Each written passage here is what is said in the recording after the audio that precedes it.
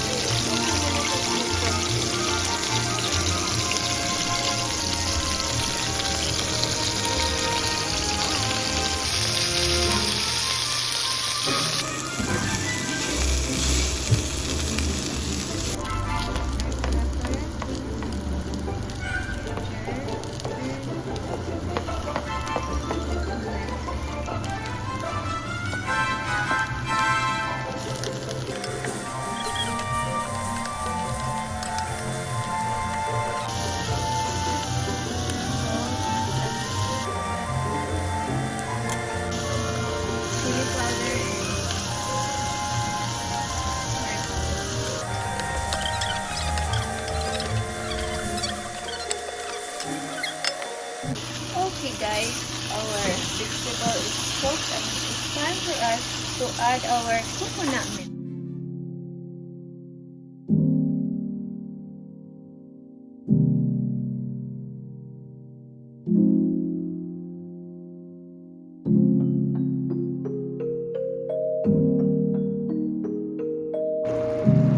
Now, it's time to add our fish, cooked fish.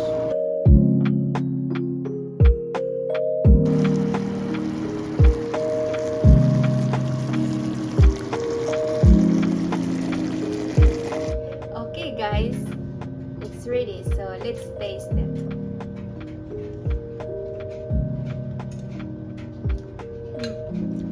Really good. You should try it yourself.